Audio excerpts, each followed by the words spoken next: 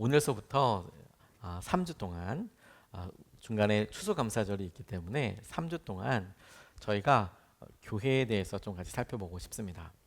이 주제는 그냥 정한 것이 아니고 지난 여름에 기획위원회에서 우리 교회의 여러 일들을 준비하고 생각하면서 내년 2025년 하나님께서 우리에게 새롭게 하실 일들 무엇부터 준비해 볼까? 어떤 것을 좀 더 우리가 집중해 볼까? 그래서 세 가지에 대해서 우리가 좀 마음을 모아봤습니다. 첫 번째가 뭐였냐면 예배. 그래서 우리가 지난주에 예배와 관련된 이야기를 한 달 동안 나눴고, 두 번째 우리가 속회 혹은 작은 교회, 속회 이렇게 부르게 될 텐데, 이 작은 교회에 대해서 11월 한 달 동안 우리 같이 말씀을 나누고, 12월 달에는 성탄절이 있으니까 우리 성탄절에 조금 마음을 모으고, 1월 달 우리 교육 다음 세대에 대해서 우리 같이 말씀을 나누고, 예수님의 사람들 교회에 새롭게 하나님께서 하시는 일들을 새롭게 쌓아가고 결단하고 지켜나가는 것을 통해서 하나님이 우리의 마음과 생각에 전환점을 주시도록 우리가 마음을 모으고 믿음에 도전을 할 수 있으면 좋겠습니다. 어느 시인이 한 사람과 만난다는 것은 세상과 만나는 것이다, 이런 표현을 해서 깊이 공감한 적이 있었습니다. 한 사람의 만남이 아니라 그 사람의 과거, 그 사람의 만남, 하다못해 상처, 모든 것까지도 만나게 되는 그런 기적적인 순간이다라는 것을 이렇게 시로 이야기했는데, 저는 참 많이 공감이 됐습니다. 교회도 마찬가지 아니겠습니까? 교회 것을 우리가 직접 경험해내고 살아나게 되는 그런 축복을 누리게 되죠. 이건 계속 이어서 예수 그리스도를 통해 우리 가운데 이루어지게 될 복음의 능력과 확신과도 연결이 된다라고 싶습니다. 우리 교회가 지금까지 오면서 여러 상황들과 형편들을 떠올려 보면, 여기까지 올 때까지 여러 형편들이 참 많이 바뀌었습니다. 상황도 많이 바뀌었습니다. 그리고 교회가 가지고 있었던 특성들도 변했던 적이 있었습니다. 우리가 개척했기 때문에 특별 새벽 기도회가 있었죠. 올해 들어서 저희들이 하지 않았지만 제가 세어보니까 40일 특세를 37차까지 우리가 함께 모였더라고요. 계속 새벽 기도하자. 그래서 37차까지 모였었죠. 열린 공동체가 되었습니다. 개척한 지 오래되지 않았기 때문에 누구나 다 들어와서 함께 할 수 있었고, 이것이 개척해서 얼마 안 됐다라는 연약함 때문에 또 기준들을 세우는 데 굉장히 중요한 시간을 보내기도 했습니다. 사람의 입출입도 많았어요. 파송선교사로 수십 명씩 오기도 하고 또 떠나기도 했습니다. 이것이 우리의 장점이기도 하고 동시에 단점이기도 했습니다. 그럼 뭐가 남았나요?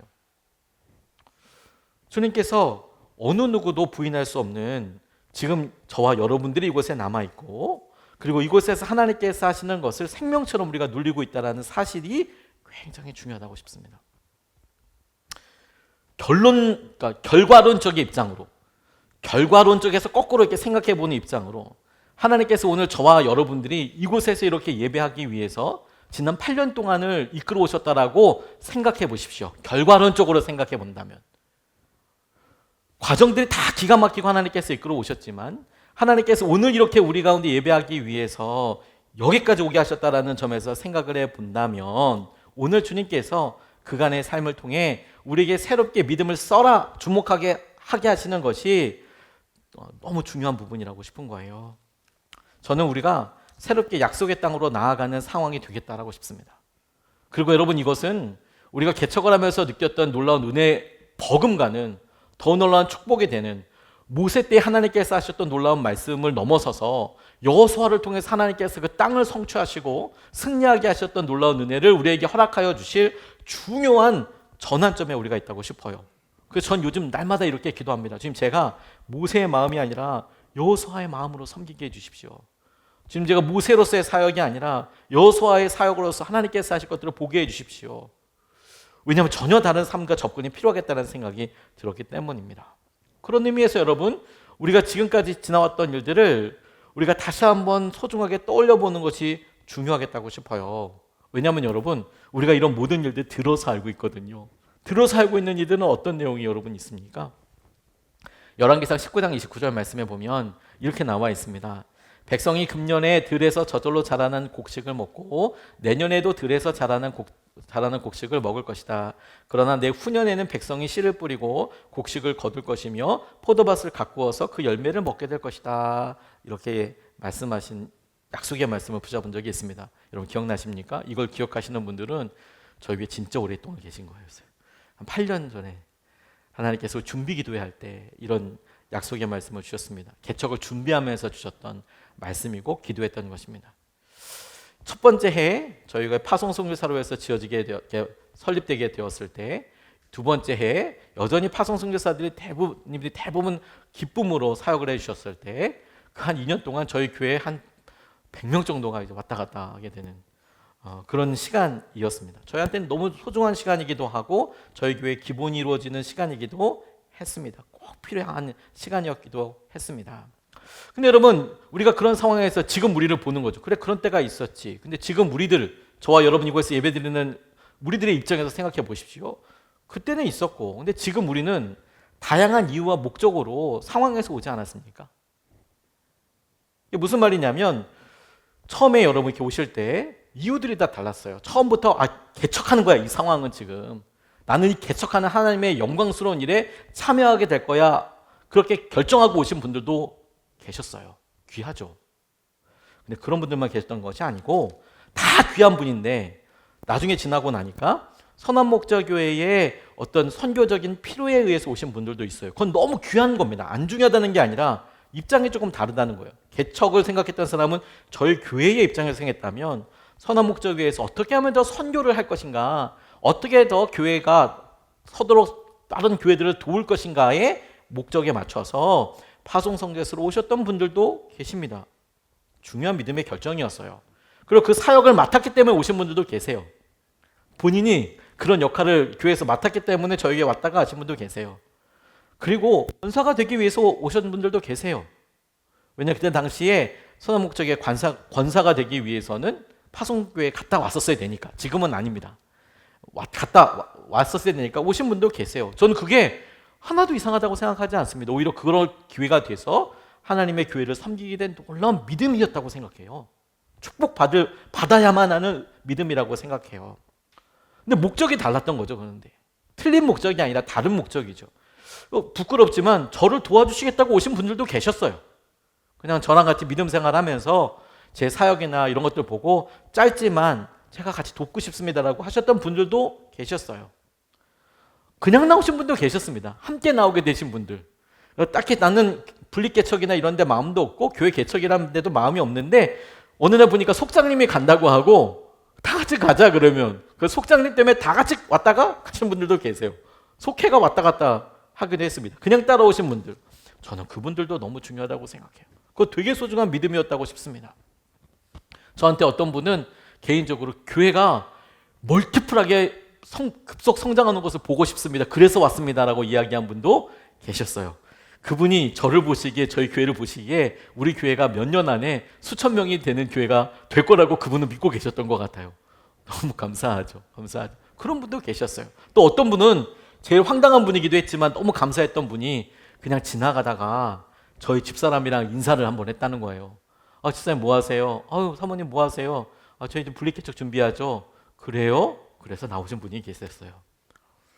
그런데 이런 모든 시간을 이렇게 보고 볼 때 다 감사하고 그 모든 일들을 결과론적으로만 볼 때는 이 모든 일 하나님이 하신 일이야.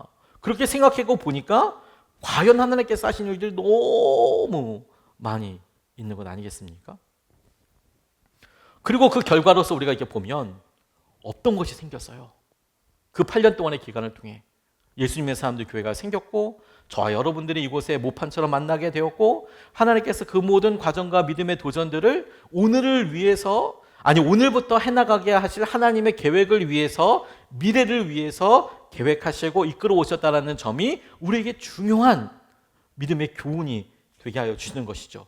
왜? 이것이 여러분 우리가 우리의 삶의 재정의 문제와 우리 자녀들과 당장 우리 청년들, 청소년들, 진로와 상황들 가운데 나랑 그 문제는 별로 문제가 없어 보이지, 관련이 없어 보이지 싶은 그런 일들처럼 보이는 일에 하나님께서 엮으셔서 묶으셔서 개척자가 된다는 것은 어떤 일에 책임을 진다는 것은 우리가 별반 상관없어 보이는 일에 관심을 갖고 보는 것을 통하여 얼마나 깊이 관련되고 있고 얼마나 이를 통해 하나님께서의 은혜를 누리게 되는지를 살피고 누리는 것을 통해 우리가 우리 스스로는 보지 못했던 우리 삶의 영역들에 깊이 들어가고 믿음으로 보게 되고 풀어지게 되고 하나님께서 예비하신 축복을 누리게 되는 통로가 되게 하실 거라는 거예요.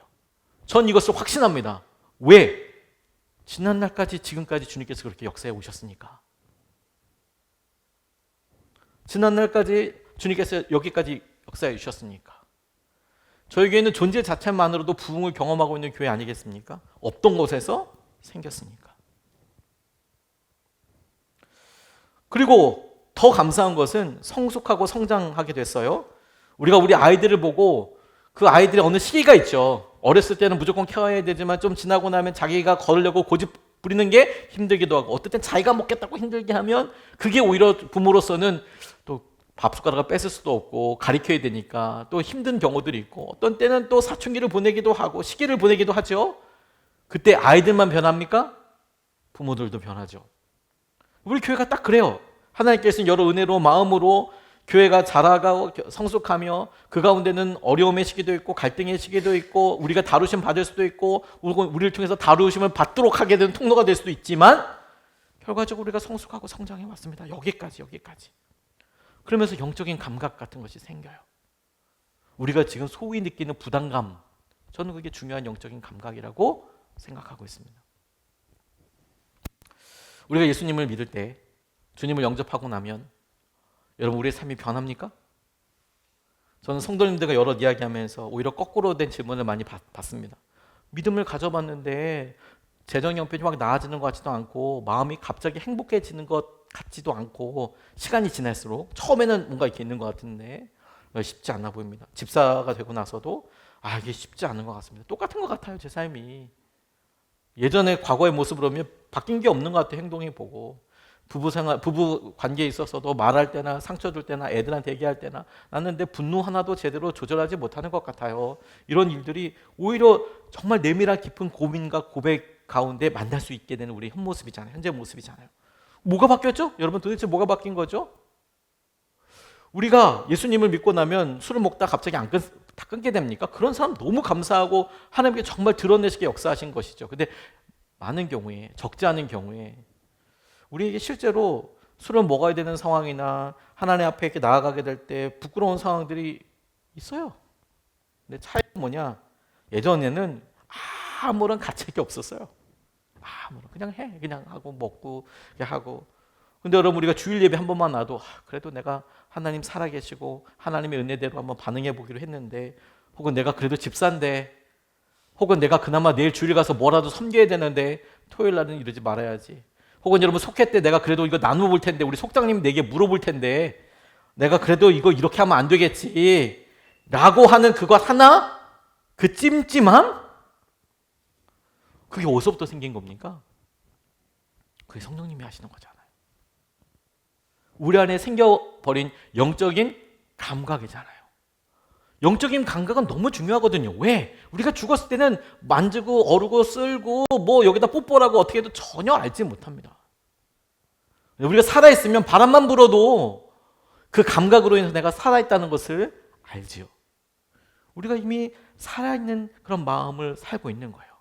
그럼 여러분 우리가 지난 8년 동안을 보면서 우리 교회가 여기까지 오면서 하나님께서 각각의 사람들에게 우리가 이런 모습이 너무 귀해, 난 이래서 너무 좋았어, 혹은 나는 이래서 조금 힘들었어, 어려웠어, 나 이분이 너무 좋았어, 나 이분은 조금 기도했어, 여러 상황들이 다 다르겠지만 그럼에도 불구하고 동일하게 하나님께서 우리에게 보다 더 이런 영적인 감각을 허락하여 주시고 책임을 주시고 그렇게 해오셨다는 것을 다른 여러 말로도 표현할 수 있지만 저는 그것을 믿음으로 오늘 본문 말씀으로 선포하고 규정한다면 믿음의 성숙이다, 성장이다, 주님이 하신 일이다.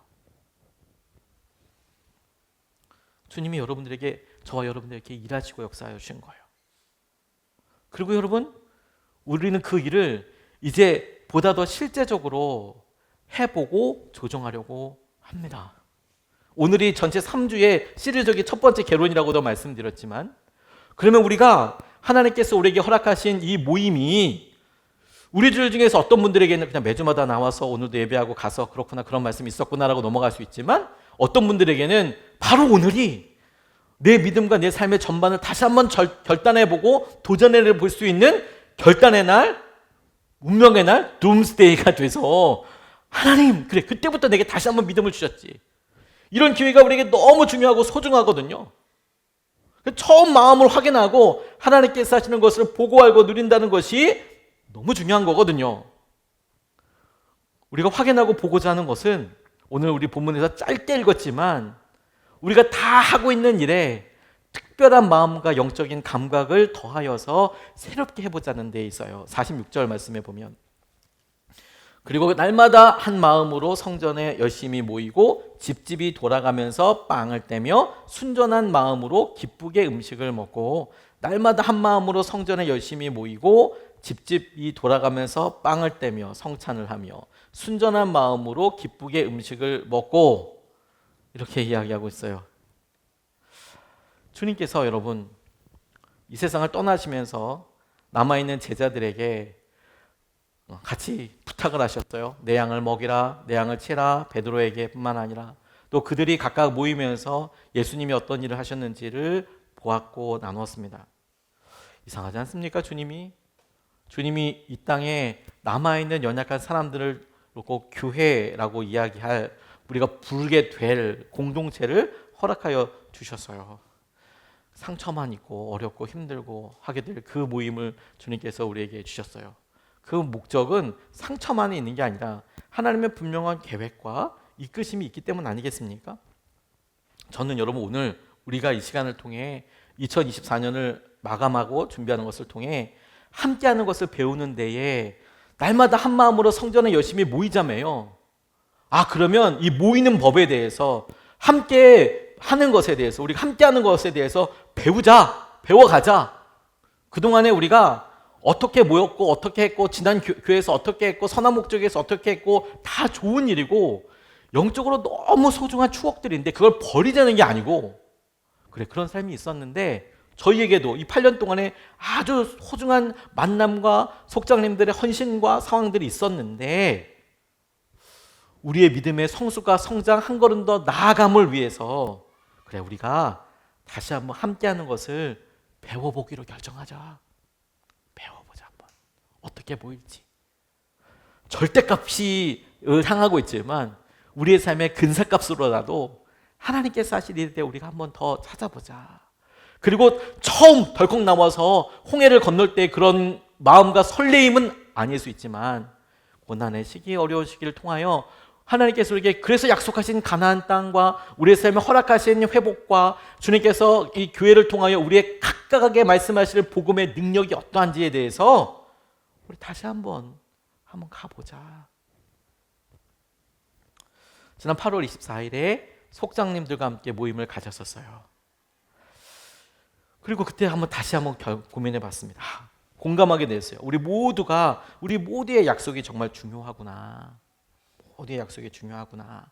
그리고 우리 모두가 우리 교회에 예수님의 사람이 된다는 것은 그동안에는 저희가 그래 다 좋은 교회들에서 오셨으니까 그래서 그냥 알고 있다고 생각하는 영역들에서 있겠지만 그게 아니라 이제는 상황이 바뀌었으니 우리 교회 지금 형편에 우리가 할 수 있는 최선의 절대값과 가까운 근사값을 우리 같이 나누자. 같이 약속하자. 동의해보자.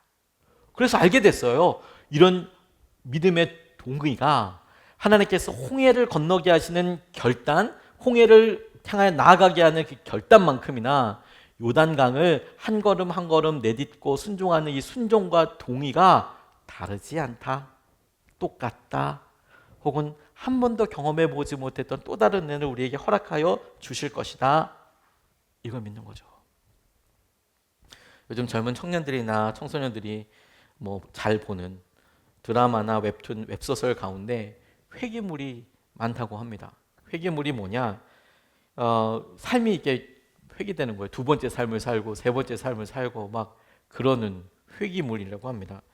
상상의 수단이죠. 상상력의 방법이 있죠. 그렇죠? 회귀를 믿는 분들은 없어야겠습니다. 그렇지 않습니다. 성경이 우리에게 정확하게 이야기하시는 것은 하나님 태초에 이 땅을 창조하셨고 하나님께서 다시 오시는 날 우리는 영원한 하나님과 동행하는 삶을 살게 됩니다. 이것을 직선, 시작과 끝이 반드시 있습니다. 하나님께서 다시 오십니다. 또 성경을 통해서 이렇게 봐도 하나님께서 창조하시고 쭉 하셨던 여러 일을 타락하고 이렇게 쭉 내려가던 삶에서 예수 그리스도를 통해서 다시 회복되고 영원한 하나님의 나라로 가게 되는 뭐 유자라고도 설명하는 분이 계십니다. 근데 어쨌든 시작과 끝이 명확하게 있어요. 이게 원이어서 돌고 도는 게 아닙니다.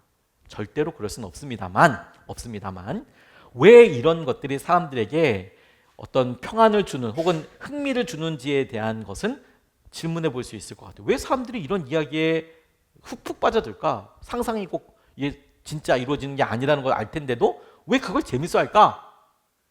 저는 이렇게 생각해요. 기회 때문이다. 기회 때문이다.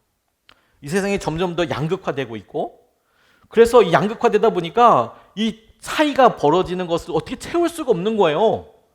그래서 이걸 어떻게 채울 수 있을지 따라가 보면 우리가 우리 애들한테는 야, 더 어렸을 때 열심히 공부해야 돼. 야, 너 그거 해야 돼. 그거 준비돼야 돼. 혹은 이 차이가 어떻게 할지에 대해서 결정적인 선택들 있잖아요. 그때 그걸 샀었어야 됐어. 뭐 비트코인 막 이런 거. 그때 그거 아무도 모를 때 내가 샀었어야 됐어. 그러면 끝장났어 내가. 그래서 내가 과거를 알고 있는 상태로 살았고 다시 과거로 돌아간다면 다시 선택할 텐데, 좋은 선택을 할 텐데, 좋은 기회가 될 텐데, 현실에서는 도저히 채워지지 않을 새롭게 시작할 수 있는 기회가 없기 때문에 오히려 판타지와 같은 상상에서는 내가 회귀한다면, 내가 돌아간다면, 내게 다시 기회가 주어진다면 내 삶은 더 행복할 거야, 이렇게 생각하죠. 이건 상상의 결과이고 그런 일은 있을 수도 없고 돌아갈 수도 없습니다. 그 말은 너무도 아이러니하고 불행하게도 우리는 적어도 그런 방법으로 행복해질 수는 없습니다. 하지만 여러분, 하나님께서는 우리에게 새롭게 해주세요. 만약에 그 논리대로 한다면 다시 홍해 넘어갈 때로 돌아가서 그 12명의 정탐꾼들의 입을 막고 아무 말도 하지 마, 그냥 갈 거야 우리. 그러면 13일 만에 다시 약속의 땅에 들어가서, 그런 건 있을 수 없잖아요. 오히려 하나님은 우리를 그 형편과 상황대로 성숙시키시고 이끄셔서 우리의 지금을 허락하여 주시는 거 아닙니까? 그래서 내가 어떤 광야의 길을 겪었어. 야, 내가 처음에 출애굽할 때만 해도 찰랑찰랑 진짜 젊었어. 내가 그때는 돈 좀 있었어. 혹은 내가 좀 꾸밀 수도 있었고, 야, 그때는 이게 뭐 옷도 좀 괜찮았어. 근데 40일 동안 광야 이렇게 듣다 보니까 이게 무슨 옷인지 어떤지, 성경에는 신발이 안 떨어지고 옷이 뭐 뜯어지지 않았다고 얘기했지만 40년 입은 옷이니까 날마다 똑같은 것이고, 광야 40일 동안 만나 먹으면서 처음엔 진짜 좋았지만 나중에 아니야 라고 생각했던 다른 거 먹고 싶어. 그래서 그들의 불평의 내용을 보면 파, 부추 뭐 이런 거 먹고, 마늘 이런 거 먹고 싶다고 하나님 앞에 불평하는 내용도 나와요. 이스라엘 백성들이 그 부추가 뭐라고, 그 파가, 마늘이 뭐라고 하나님을 막 그냥 불평하고 막 그래요.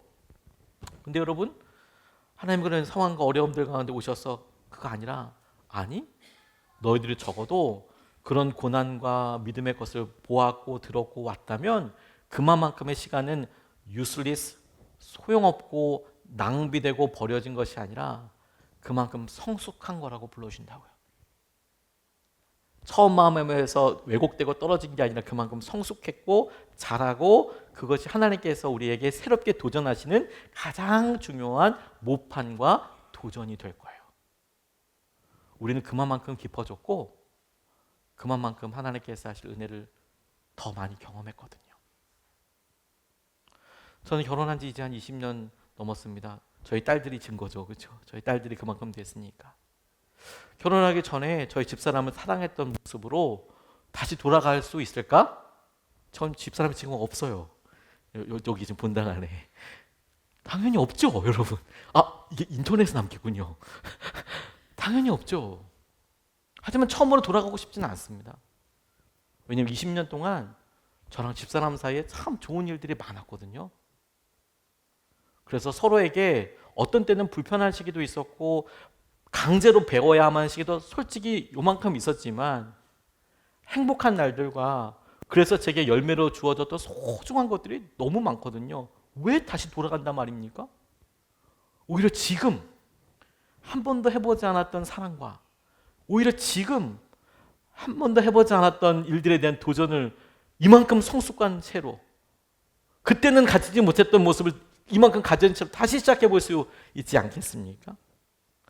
그게 처음 마음을 확인한다는 거예요. 우리에게 처음 마음을 확인하며 하나님께서 우리에게 하실 것들을 보고 알게 하여 주시는 것. 다시 한번 여러분, 하나님의 목표는 우리를 미디안 광야에서 살게 하시는 것이 목표 자체가 아니고, 출애굽 자체만도 목표가 아니고, 하나님께서 가지고 있었던 놀라운 계획은 우리가 구속사라고도 이야기하는데, 죄 지어 타락한 우리가 하나님과 함께 영원히 회복되는 에덴 동산으로 회복되는 그날의 구원과 선교의 완성을 위해서 하나님 여러 사람들과 가문들을 쓰실 텐데, 그 중에서도 아브라함을 통하여 보여주시고 예로 삼으셨던 여러 일들, 그 약속의 핵심, 예수님을 통해서 구원하신다는 그 은혜를 우리도 이 땅에서 경험하고 살아가는 삶을 살고 있어요. 그래서 우리에게 주신 목표는 그 중에 광야가 목표가 아니라 하나님께서 약속의 땅에 들어가는 것이 우리의 목표이고, 아브라함에게 약속하셨던 성취, 그게 우리에게 이루어지는 것이 목표이고, 하나님께서 태초에 말씀하셨던 회복, 아담에게 말씀하신 회복처럼 예수 그리스도를 통하여 우리 가운데 이루어질 온전한 완성과 천국에 들어가는 것이 우리의 목표예요. 그 길로 우리가 가고 있는 거고요. 그리고 우리가 하는 순종은 그 길 어디쯤에 있는 위치일 거예요. 지금 우리가 각각의 형편이 달라서, 상황이 달라서. 그리고 이 교회의 형편을 통하여서 여러분들도 똑같이 우리가 함께하면서 그 일에 동참할 수 있는 것이죠. 주님이 우리의 삶의 어둠의 점을 만지고 계셔서. 이것은 큰 교회이기 때문에, 작은 교회이기 때문에, 교회가 어떠하기 때문에만 누리는 것이 아니라 성경이 그리하기 때문에 여기 주신 도전이라고 싶어요.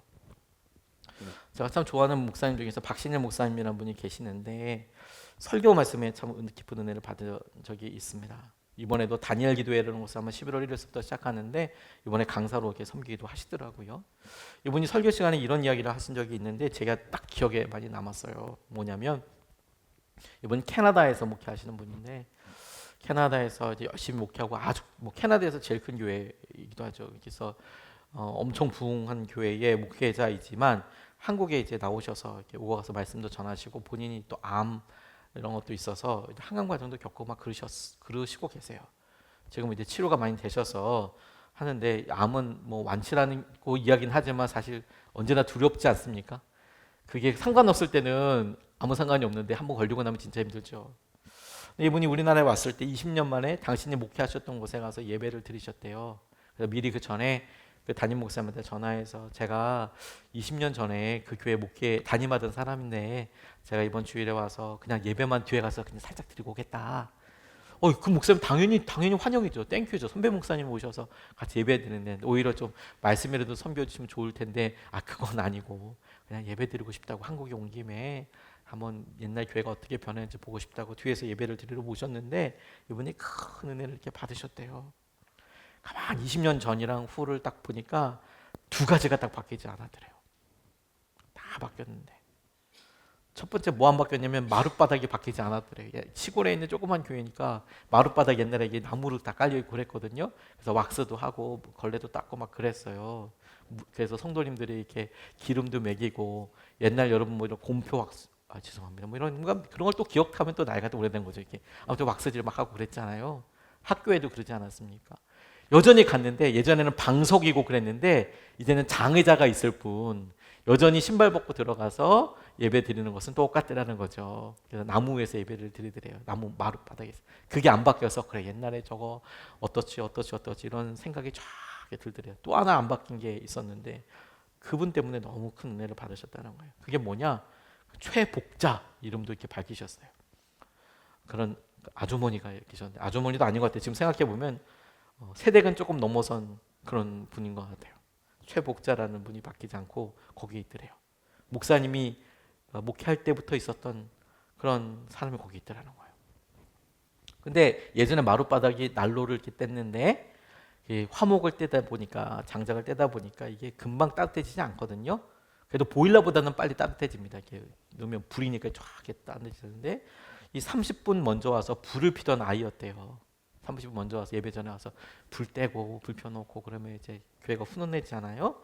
근데 그 불 피던 최복자라는 아이가 20년이 지났는데 다른 사람들 다 그 마을에 있다가 떠나기도 하고 더 큰 도시로 가기도 하고 뭐 왔다 갔다 하고 그랬는데 그곳에 간호조무사가 돼서 결혼까지 해서 그 교회 다니고 있더라는 거예요.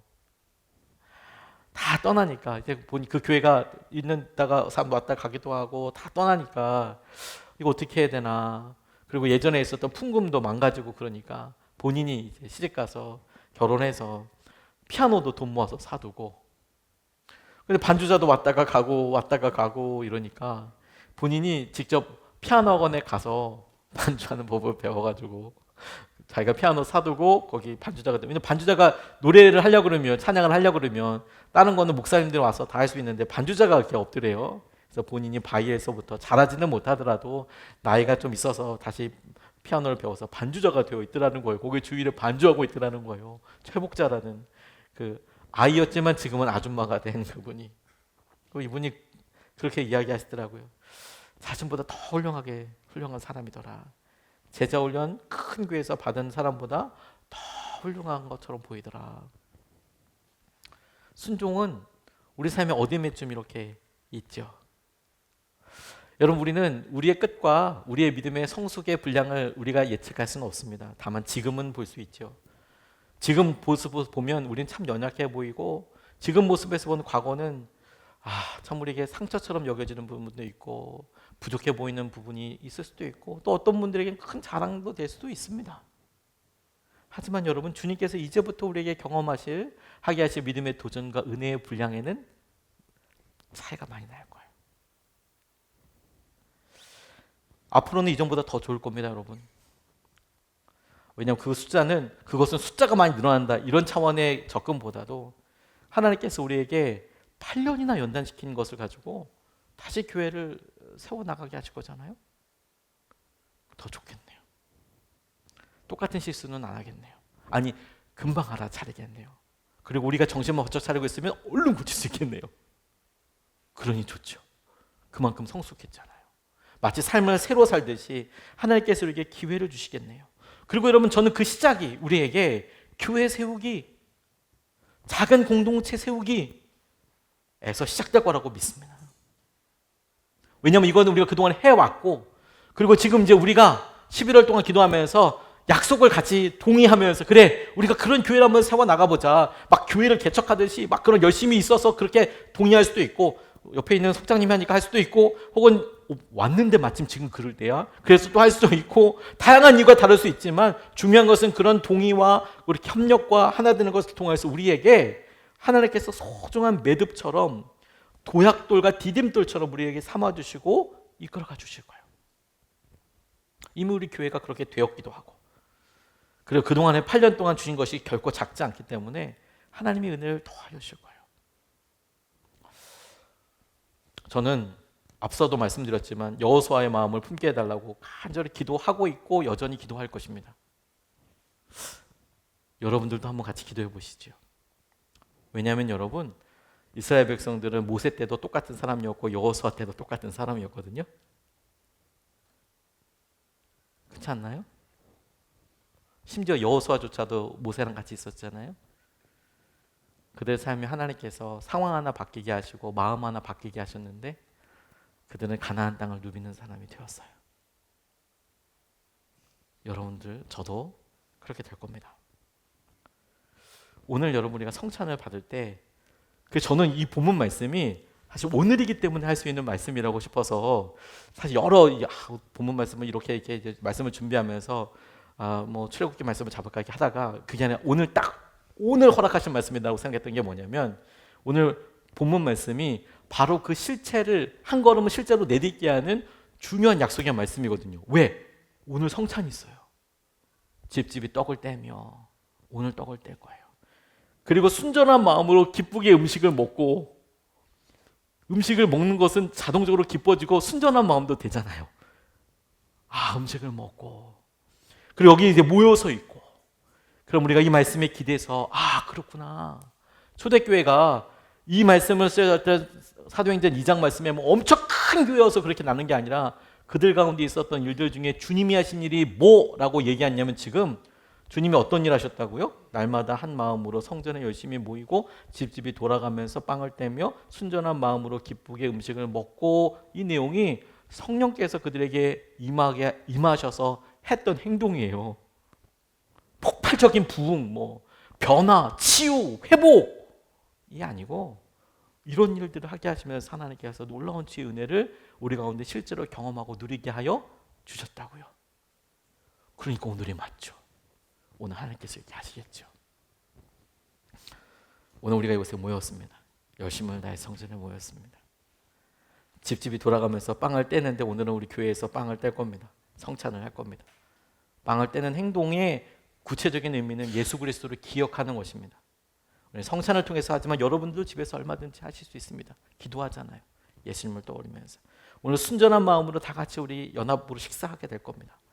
하나님의 은혜가 오늘 이게 실제가 되고 오늘 성찬을 먹고 마시면서 하나님의 은혜를 우리가 누릴 수 있게 해주십시오라고 우리 함께 이 시간에 성찬 받기 전에 말씀 붙잡고 같이 기도하시겠습니다. 기도하시겠습니다. 오늘 속회 모임 때 이렇게 세 가지로 나눠보시면 좋겠습니다. 혹은 온라인으로 설교 들으시는 분들도 나중에 영상을 들으시는 분들도 설교 잘 들었는지 이 세 가지 질문을 해보면 좀 정리가 되겠다고 싶습니다. 첫 번째, 처음 어려운 일을 시작했을 때와 다시 시작할 때 어느 경우가 당신에게 더 힘이 든다고 생각됩니까?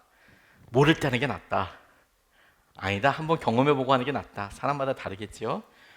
어떤 부분에서 믿음의 차이가 있을까요?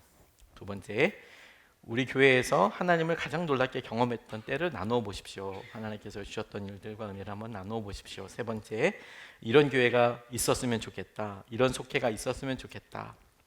우리가 주님께서 모이기를 힘쓰라, 떡을 떼라, 그리고 함께 먹으면서 기뻐해라 라고 하시는 일에 순종하려고 할 때 우리가 경험했던 것을 이런 거 좋아요, 이런 거 좋아요 있을 수 있다고 싶어요. 우리가 같이 합의된 여러 의견들을 도출하고 이야기할 때 자유하게 이야기하고 우리 약속한 대로 행복한 은혜들을 이렇게 쭉 누려나갈 수 있으면 좋겠습니다. 속회 가운데 한번 자유롭게 나눠보시면 좋겠습니다.